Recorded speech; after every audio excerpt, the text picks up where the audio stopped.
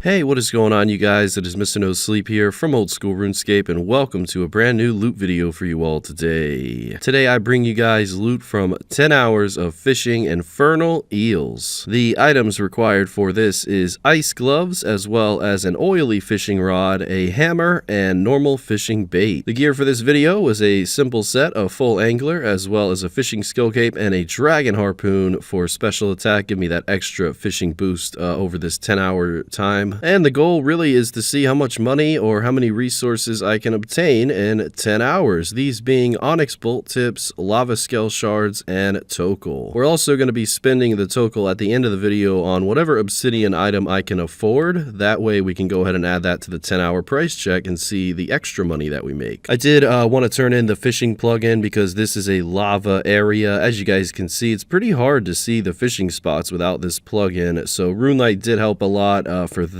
And as it goes for just doing this 10-hour, it was a really AFK-able one. The only difference between these Infernal Eels and the Sacred Eels, because it's almost the exact same as it goes for fishing them, is with Infernal Eels you don't get any cooking XP, but with Sacred Eels you do get cooking XP, and I think you need a chisel over at Sacred Eels, but here over at the Infernals you just need a hammer. The money per hour is pretty similar to Sacred Eels, but we'll get more into that towards the price check.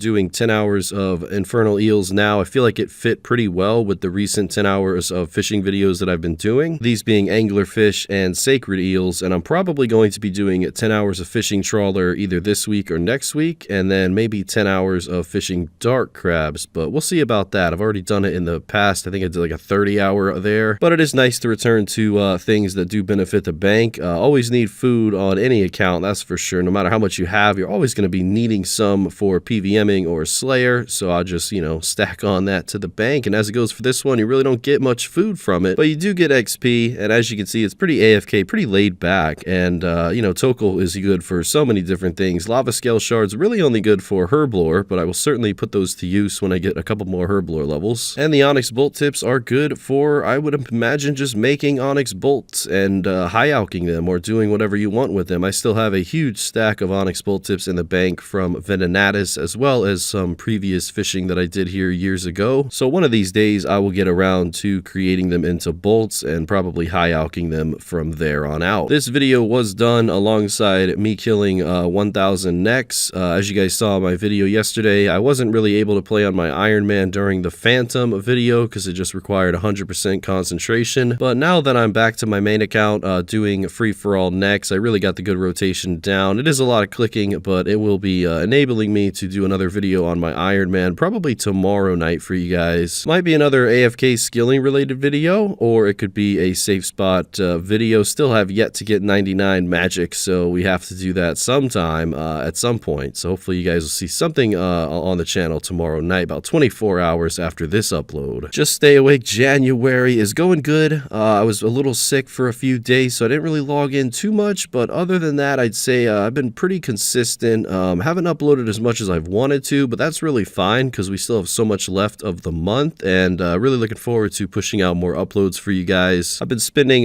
more time on bigger projects this month than I have in the last 2 months, so I'm hoping that those videos impress you guys. I have a lot planned for that, so we'll see how those go. Iron Man's still doing good. Infernal Eels, always a great choice to AFK with, always beneficial. I've even seen some maxed hardcore Iron Men here just AFKing. The XP is decent, and really, I mean, it's a good chance for the pet as well. And don't forget, you can always get clue scroll bottles, ranging from beginner all the way up to elite. And in this 10-hour segment, I was only able to get a beginner, an easy, and a medium clue. Unfortunately, no hard or elite for me this time around, but that's okay. We'll definitely do those clue scrolls and save that for the end alongside the price check. I did run into quite a few people here, hopping worlds, trying to be alone, really just for privacy reasons, but I did run into multiple worlds where there was 2 to 3 people here, so it is a relatively known fishing method, and I'm not too sure why other people do it. Most of them that I looked up were main accounts. But yeah, I suppose if you just want something passive and something that you really don't have to pay much attention to at all, this is definitely a good thing to do.